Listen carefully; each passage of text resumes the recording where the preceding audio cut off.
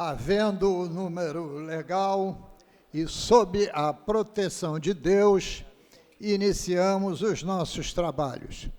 Está aberta a sessão. A presidência convida a senhora deputada Índia Armelau para fazer a leitura da ata da sessão anterior.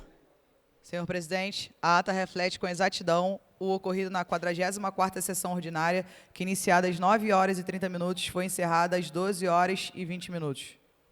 Muito obrigado, deputada. Lida e aprovada a ata, passa-se ao expediente inicial.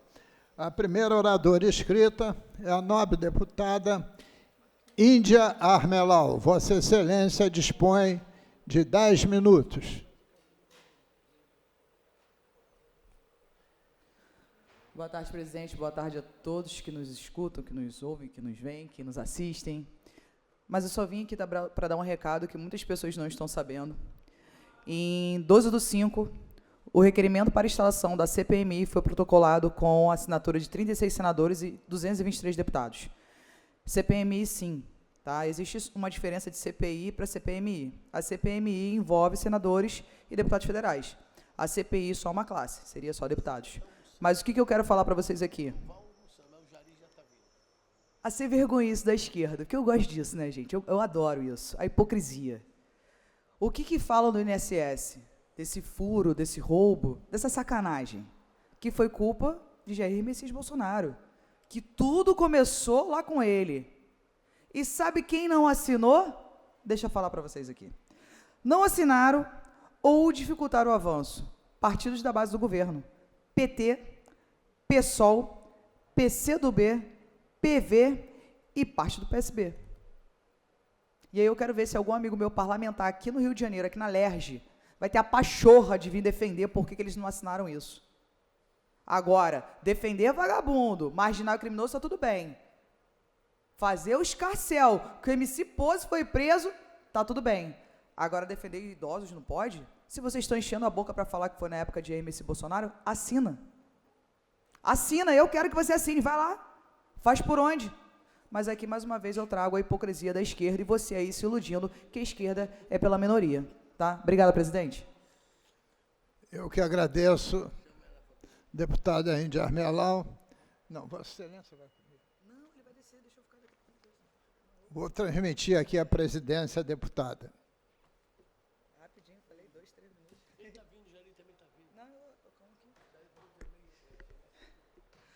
Próximo orador inscrito, nosso amigo, nobre deputado Luiz Paulo. Como ele me deu 10 minutos, eu vou dar 20. Ele vai. Senhora presidente, vou iniciar com um tema que seguramente Vossa Excelência acompanha. É uma matéria do blog da economista Miriam Leitão, que tem o seguinte título: Planos de saúde. Painel da ANS mostra que o lucro dos planos dobrou e que mais de 60% das custas judiciais vem dos descumprimentos dos contratos. Aí vou para a matéria. Todos que têm plano de saúde sabem qual é a dificuldade de você marcar uma internação para fazer uma cirurgia. Em geral, no mínimo 30 dias. E muitas vezes, para você conseguir, você tem que ir à justiça. E muitas vezes, o plano de saúde não quer cumprir a decisão judicial. E a alegação é sempre a mesma, que eles estão numa situação muito difícil. Mas os números que eu vou mostrar aqui no artigo da Miriam Leitão mostram exatamente o contrário.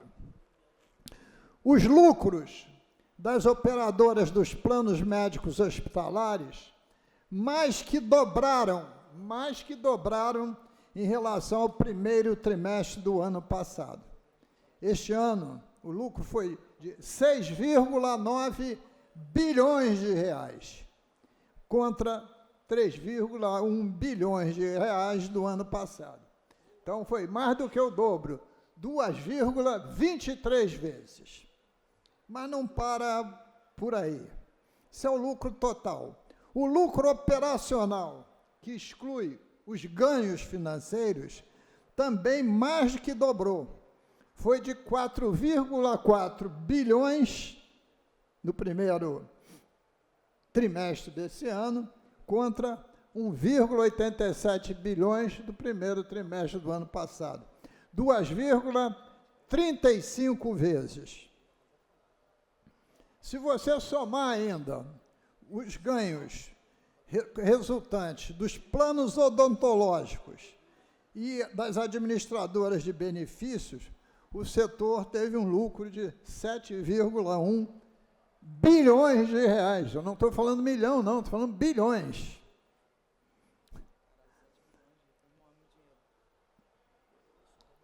Os custos dos planos de saúde com judicialização em 12 meses, encerrados em março, foram equivalentes a 1,23% das receitas provenientes das mensalidades, totalizando 3,8 bilhões de reais. A ANS, pela primeira vez, divulga esses dados.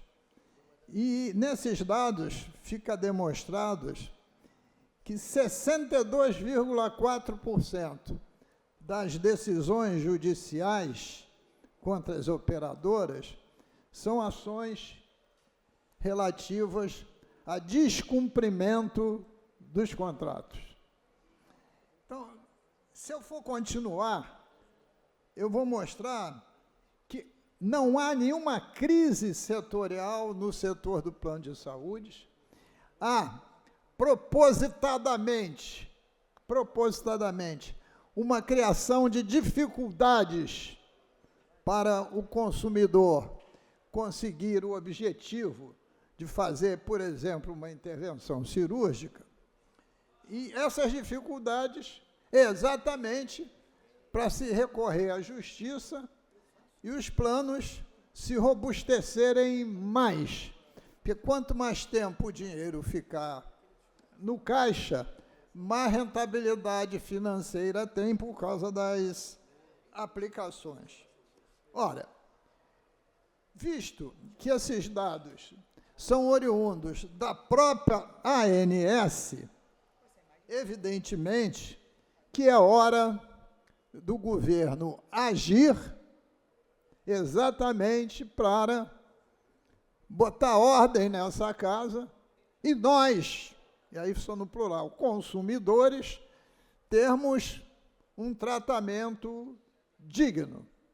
Sem falar aqui que existem dois planos específicos, os de grupos e os individuais. Os individuais e os planos estão loucos para varrer, isto é, para sair dos planos. E os planos coletivos, eles reajustam com valores 2, 3 vezes maior que a inflação, sempre com a mesma alegação, risco do plano quebrar. Ora, isto aqui é um assinte, isto é prática abusiva contra os consumidores.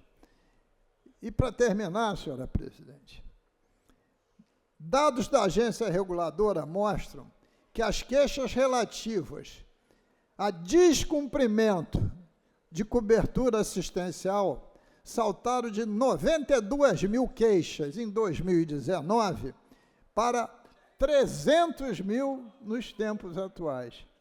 Triplicaram. O que mostra que esse desrespeito é sistêmico. Volto a repetir, é hora do governo agir, porque estão tungando a população brasileira. E os planos de saúde eram exatamente para complementar, né, a força de atendimento do SUS, principalmente das famílias de classe média que tivessem melhor renda. E hoje, se aquele que tem menor renda corre para o SUS, quase nunca tem vaga, porque o atendimento na saúde pública do SUS também é precário. Se quem tem plano corre para o plano, é desassistido também. É como diz o ditado popular, se ficar, o bicho pega, se correr, o bicho come. Muito obrigado, senhor presidente. Não havendo mais oradores inscritos, a presidência suspende os trabalhos até às 15 horas, onde retornaremos com a ordem do dia. Está suspensa a sessão. Um beijo para todos.